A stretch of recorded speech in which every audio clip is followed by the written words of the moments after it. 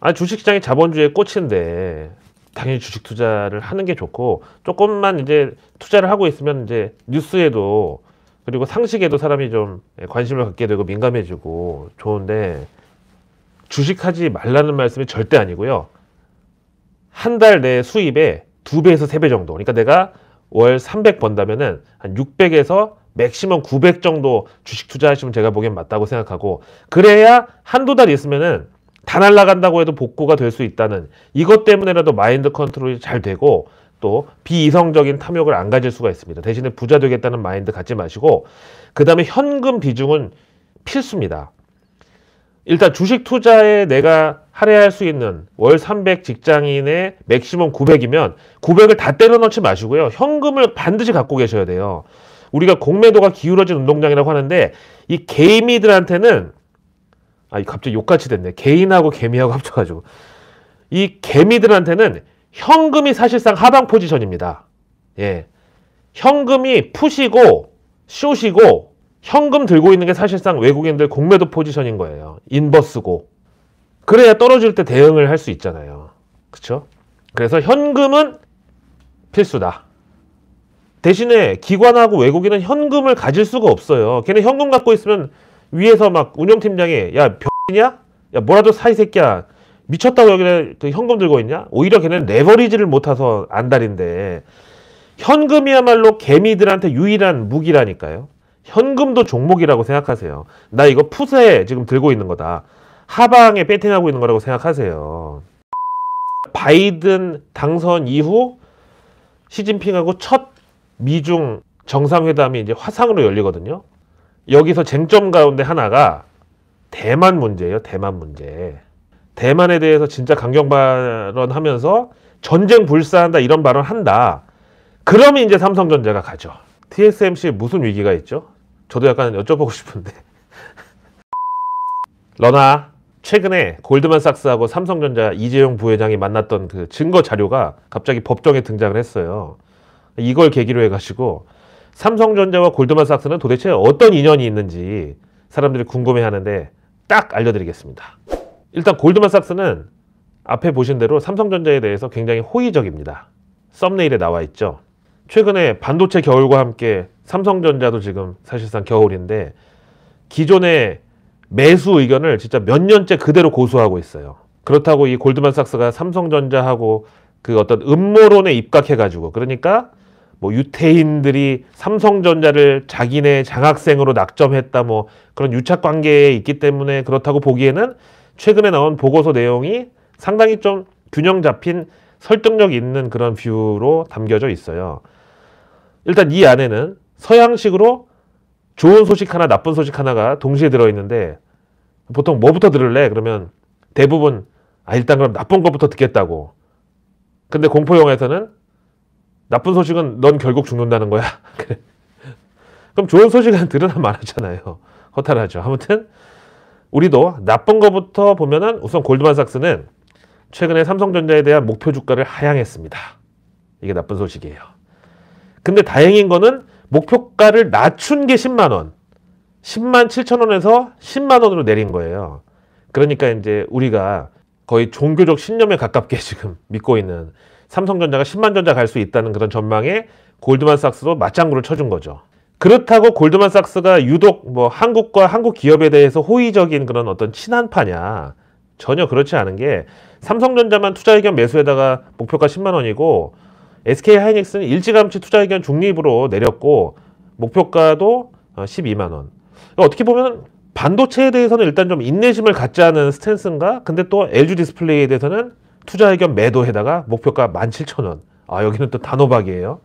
이 근거를, 그러니까 골드만삭스 보고서 내용을 보니까 반도체 업황 둔화 우려, 이건 인정하는데, 그럼에도 불구하고 삼성전자는 서버 수요가 강하기 때문에 목표 주가를 큰 폭으로 낮출 단계는 아니다. 다만 파인 튠이라고 하죠. 경제용어로 미세 조정은 필요했다, 이렇게 강조를 했어요. 그래서 10만 7천 원에서 10만 원으로 7천 원 깎았는데, 다만 반도체 가격 하락으로 타격은 일단 불가피할 것 같은데, 메모리 가격 하락폭이 크지는 않지만 실적에는 영향을 미칠 수 있다라고 판단을 했고, 근데 앞서서 해외 증권사들이 반도체 피크아웃 우려로 다 목표 주가를 후려쳐버렸는데, 골드만삭스는 디램 가격에 대한 우려에도 불구하고 국내 메모리 반도체에 대해서 긍정적인 시각을 유지하겠다고 밝혔습니다.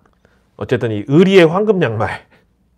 골드만삭스가 목표 주가는 아주 소폭 7,000원 살짝 깎았어요. 근데 여전히 매수 의견을 유지하고 있고 다른 외국계 증권사들하고 달리 진짜 의리 있게 삼성전자 목표가를 그대로 10만 원대로는 유지를 하고 있는 거의 최장기간 삼성전자 서포터인데 여기까지는 현재 진행형입니다. 아니 미래 지향형이기를 바라고 아무튼 골드만삭스가 갑자기 삼성 관련 재판에 왜 등장을 했냐. 이번에 서울중앙지법에서 그 삼성물산 제일모직 부당합병에 대한 재판에서 골드만삭스의 전 회장이었던 진 사익스 이 사람이 2014년 12월 8일 날 이재용 삼성전자 부회장을 만나고 그 소회를 골드만삭스 한국 지사장 등등 3명한테 이메일로 이제 공유한 게 증거 자료로 채택이 되면서 골드만삭스하고 삼성전자의 어떤 오랜 인연이 수면 위로 드러난 것입니다. 그때 당시는 이제 이건희 회장님 쓰러지고 나서 한 6개월째 의식불명의 상태여서 거의 뭐 생사를 가늠할 수 없었던 시기이기 때문에 이 이재용 부회장이 골드만삭스 회장을 만난 것을 두고 야 이거 분명히 회장님 쓰러지셔가지고 이 대비를 못한 상태에서 갑자기 지금 이 경영권 승계를 해야 되는데 이거에 대해서 골드만삭스 얘네가 워낙에 선수들이니까 뭔가 제도권에서 접근하기 힘든 아이디어가 있으면 좀 알려달라라고 둘이 뭔가 좀 설계 내지는 작전을 짰을 것이다 이런 추측에 대해서 이번에 제시된 골드만삭스 진 사익스 전 회장의 이메일이 그렇지 않다. 이걸 정면으로 부정하는 증거로 등장을 한 것이죠. 근데 여기에 대해서 당시에 한겨레 신문은 아예 그냥 단독으로 기사까지 때렸는데 골드만삭스가 원래 어떤 제도권과 비제도권을 넘나드는 그런 선수들이 많은 곳이고 또 한국 IMF 당시에 우리한테 원한을 산 적도 있을 정도로 어떻게 보면 좀 무서울 정도로 금융 카르텔들하고 어떤 국제적인 금융 마피아들하고 뭐 이런 깊은 연관이 있는 데다 보니까 한겨레에서는 이거를 이재용 부회장이 어떻게 하면 돈 적게 들이고 주식 대충 이제 우호지분으로 세탁해가지고 뭐 포장시켜가지고 법망을 최대한 피하면서 삼성의 경영권 승계를 받을 방법을 골드만삭스 회장을 만나가지고 자문을 받은 거다. 그리고 그 대가로 뭔가를 약속했을 것이다. 뭐 이렇게 기사를 쓴 거죠. 물론 이제 한겨레도 검찰 측의 주장을 그냥 단독 입수한 것이라고 해서 이제 받아쓰기를 한 건데, 먼저 그 IMF 때 골드만삭스에 대한 우리의 원한이 뭐냐면은 97년도 이제 초에 그때 아시아 외환 위기 막 닥쳤을 때 말레이시아, 태국, 홍콩 이런 데 다 도미노처럼 막 무너지면서 이게 결국 한국까지 쓰나미가 온다고 막 소문 돌고 우리 정부에서는 어떻게든 덮어보려고 대내외적으로 막 표정 연기하면서 막 발로 뛰고 있을 때 골드만삭스가 한국에 비밀리에 입국해가지고 여기 그냥 민간 금융사잖아요. 그럼에도 불구하고 우리 기재부, 청와대 이런 사람들 다 만나가지고 자료를 어떻게 입수해가지고 그거를 다 조사 분석해가지고 야 결국 한국 이거 터진다. 여기 외화 이제 부족하고 이대로 두면은 환율 급등해가지고 결국은 IMF 구제금융으로 갈 수밖에 없다고 보고서 써가지고 월가 전체에 막 다 돌렸어요. 결국은 골드만삭스 예상대로 진짜 그렇게 됐는데 이게 진짜 예상을 한 건지 아니면 진짜 시나리오를 써서 그대로 이거를 몰고 간 건지는 아무튼 모르겠지만 어쨌든 그래가지고 이 이재용 부회장이 골드만삭스 진 사이크스 회장을 만난 일이 한겨레의 눈에는 당연히 골드만삭스가 삼성그룹 불법 승계의 조언자 내지는 로비스트 역할을 했다고 본 거고, 그쵸? 백리에님 슈퍼챗 고맙습니다. 오늘도 정보민주화 내일 뉴스를 내일 보면 늦는다. 내일 뉴스를 오늘 보자. 조금 이따 내일 뉴스 할게요.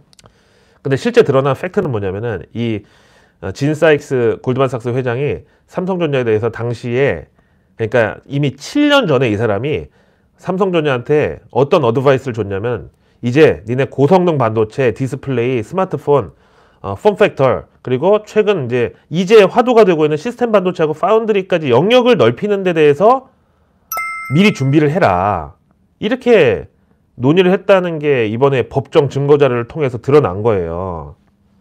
근데 물론 이제 검찰은 아직도 아니야. 골드만삭스가 불법 증여에 직간접적으로 가담했다. 이렇게 두 사람의 만남을 그 정황 증거로 밀고는 있습니다. 이 진 사익스 당시 골드만삭스 회장이요.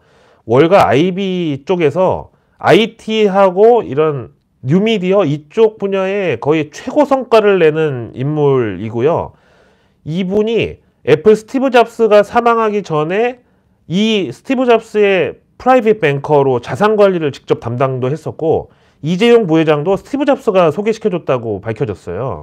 그런데 이런 골드만삭스 측의 진 사익스 회장이 앞에 보신 대로 정말 삼성전자의 실질적인 경영 전략과 상당히 전문적인 삼성전자의 어떤 사업 분야에 대해서 디테일한 의견을 서로 나눴는데, 만약에 그게 아니라 골드만삭스 전체가 나서가지고 삼성그룹 승계에 대해서 어떤 자문을 해주고 주식 불법 증여에 진짜 가담을 했다면, 그 결과가 지금 이렇게 맨날 법정 불려다니고 막 이재용 부회장 감옥 드나들고 이렇게 허술하게 골드만삭스가 했을까? 아니면 중간에 뭐가 뭐 삐끗하는 바람에 이렇게 됐나? 말 세 마리의 배신인가? 뭐. 자, 아무튼 골드만삭스가 삼성전자에 저렇게 호의적인 입장을 가지고 있는 데 대해서 의미부여를 꼭 해야 될까? 투자 의견은 계속 매수, 목표가는 10만 원. 그러니까 이제 10만 원까지는 계속 사도 된다, 이 뜻인데, 지금 다른 외국인들은 계속 팔고, 심지어 우리 국민연금도 맨날 팔아대고, 지금 동학개미 분들도 언제 손절할까 지금 틈만 보고 계시는 상황에서 삼성전자에 대해서 저런 의리를 저버리지 않고 있는 걸 정말 믿어도 될까? 사실 골드만삭스도요, 뭐 유가 비롯해가지고 틀리는 것도 많은데, 도대체 걔네는 그렇게 틀리는 것도 많은데 어디서 돈을 그렇게 많이 벌어가지고 월가에서 그 진짜 범접할 수 없는 넘사벽 자리를 유지하고 있나? 이 유럽연합을 설계한 것이 골드만삭스 출신들이고, 그러니까 유로존, 여러 나라가 일종의 통화 동맹으로 같은 유로화를 쓰는 지금의 유로존 구조를 짠 게 사실상 골드만삭스라는 썰이 있습니다. 그리스의 경우를 보면 아는데, 90년대 초반에 그리스 10년물 국채금리가 거의 두 자릿수였어요. 그러니까 투자자 입장에서는 수익성이 높지만 그리스 정부에서는 재정 부담도 컸겠죠. 근데 워낙에 관광산업이 진짜 그때 호황기였고 막 황금알을 낳는 거위다 보니까 그 제닛 옐런이 말한 하이 프레셔 이코노미로 그리스가 막 돌아갔어요. 그리고 골드만삭스가 갑자기 이제 여기에 찰싹 붙어가지고 니네 유로존 가입 가능하다고 막 이렇게 펌프질하고, 그게 소문이 나가지고 그리스에 이제 해외 자본이 급격하게 유입되기 시작을 했고, 99년도 말에 이거 유로존 가입 확실하다고 되면서 갑자기 적자와 부채가 급격하게 늘어났습니다. 샴페인을 일찍 터뜨린 거죠. 일단 유로존에 가입하면은 유로화 가치 때문에 뭐 국채 발행이나 차입 같은 거 돈 빌리는 건 더 쉽게 할 수 있지만, 유로화는 그리스 입장에서는 자국 통화 가치보다, 그래서 그리스가 유로존 가입하기 전까지는 무역 적자, 재정 적자가 GDP의 5% 미만이었대요. 결국 이제 2000년도에 그리스 유로존 가입이 현실화가 됐고 유로존 국가에 속하게 됐는데, 이 부채를 이제 핸들링할 수 없는 수준까지 막 간 거예요. 근데 그 와중에도 국가에서 분식 회계를 해가지고 그때 당시 사회당에서 야, 재정 적자가 이거보다 더 크다라고 폭로를 했어요. 근데 이 발단이 골드만삭스의 설계에 당했다는 게 밝혀진 거예요, 나중에. 실제로 골드만삭스하고 그리스 정부가 짜고 그리스의 실제 부채를 감춰주겠다고 이제 나섰어요. 골드만삭스가 그리스한테 엔화와 달러로 된 이제 채권을 발행하게 했고, 그래서 이제 결국은 양키 본드 그리고 일본의 와타나베 부인들한테 이제 투자를 받은 거예요. 그러니까 골드만삭스가 가진 유로화하고 이거를 이제 수합 거래를 했어요. 실제 금리로 교환한 건 아니고 이제 가상의 금리로 교환을 했고, 여기서 이제 그리스 정부 관계자들하고 골드만삭스가 수수료를 챙겼는데, 골드만삭스가 여기서 수수료로만 3억 달러를 우리나라 돈으로 한 4천억 정도를 챙긴 거죠. 이 내면에 뭐가 있었냐면은, 그리스가 관광 수입이 워낙 많다 보니까 들어올 때 내는 그 항공기 타고 들어올 때 내는 공항 이용료, 그리고 국제공항 수익료, 이런 거를 다 담보로 해가지고 골드만삭스하고 거래를 하는데, 여기다가 아직 들어오지도 않은, 그러니까 그리스하고 골드만삭스 사이에 미래에 일어날 수익을 담보로 해서 돈 거래를 했다고. 일부 이제 선불 판매라는 명목으로. 근데 이게 부채로 안 잡혔다 이거예요. 심지어 복권 수익까지 잡았대요. 그러니까 누가 부모 찬스로 부모한테 돈 받아가지고 집을 샀는데, 돈 어디서 났냐고 하니까, 아, 나 저기 나중에 태어날 애들 세뱃돈 미리 모아가지고 어차피 받을 건데 그걸로 집을 샀다고 얘기를 한 거죠. 그래서 아니 이런 해괴망측한 그 구조를 누가 짰냐고 그랬더니 국세청에서 알려줬다는 거예요. 뭐 이렇게 된 거야. 하여튼 그래서 이제 눈속임을 했다. 그래서 이제 그 와중에 골드만삭스에서 이걸 다 방법을 가르쳐 준 거죠. 그리스 그 정치인들하고 공모해가지고 국채 이렇게 조달한 걸 스와프 거래로 위장하고 막 그 은폐 엄폐하는 방안을 설계해주고 막대한 수수료 수익을 챙겼다. 그러면서 요걸 이제 월가 다른 금융사들한테 흘리니까 이거 뭔가 그리스에 이상한 일이 일어나고 있다고 냄새를 맡은 그 금융시장의 하이에나들이 막 가세하면서 그리스를 비롯해서 피그스 국가를 다 이렇다. 이 신용 부도 스와프 CDS 베팅하고 소로스 펀드 여기 가세하고 막 난리가 났어요. 그래서 이게 나중에 월스트리트 저널에서 밝혀졌는데 요때 한창 그리스에 이제 숏을 칠 때 소로스부터 해가지고 조지 소로스부터 해가지고 대형 헤지펀드 대표들이 뉴욕에서 아이디어 디너, 우리로 치면은 정보 모임, 요걸 갖고 이제 유로화 폭락 베팅하고 그리스 CDS 프리미엄 이제 사고 이런 사실이 이제 나중에 밝혀진 거예요. 하여튼 그래서 골드만삭스가 유럽연합의 출범부터 뭐 중간에 설계, 유로화 도입 뭐 전 과정에 개입을 했다는 건데 골드만삭스 출신들이 한두 명이 아니에요. 그리스 일단 총리 루카스 파파데모스 골드만삭스 출신, 그 다음에 유럽중앙은행 ECB 총재 마리오 드라기 골드만삭스 출신, 그 다음에 영란은행 전 총재 마크 칸이 골드만삭스 출신, 그 다음에 독일 분데스방크 이사였던 오트마 아이싱 골드만삭스 출신, 그 다음에 이탈리아 총리 지냈던 마리오 몬티 골드만삭스 출신. 하여튼 이런 골드만삭스에서 삼성전자에 대해서만큼은 의리를 저버리지 않고 10만 전자까지 매수 이 지령을 내린 것이 우리에게 글쎄 고마워해야 될지 아니면 더 경계를 해야 될지. 일단 다른 외국계 금융사들은 이 지령에 대해서 아직까지는 뭐 적어도 따르지는 않고 있는 것으로 보이고 있습니다. 그래서 우리가 내일 뉴스를 봐야 되는데 내일 뉴스는 내일 보면 너무 늦습니다. 대한민국 상위 1% 정보 취급자들은 내일 뉴스를 오늘 미리 보고 전략을 수립합니다. 그들은 절대 장중에 실시간 뉴스 속보 그리고 종목 뉴스 따위에 도파민을 지배당하지 않습니다. 그래서 내일은 월요일인데요. 내일 뉴스 살펴보겠습니다. 먼저 정부 일정은 요소수 범부처 합동대응 1일 상황 점검회의, 이제 데일리로 하는데 이걸 이제 한다고요? 그 다음에 내일 10월분 상생소비지원금 11월 15일부터 지급한다고 했으니까 이제 내일부터 지급되는 날이고, 그 다음에 내일 정부에서 국가우주위원회를 엽니다. 항공우주연구원, 일명 항우연에서 느리호라네. 이거 조롱한 거 아니고요. 느리다고 한 거 아니고. 누리호 발사는 비록 실패했지만 이게 끝이 아닌 시작이라고 말씀드렸죠.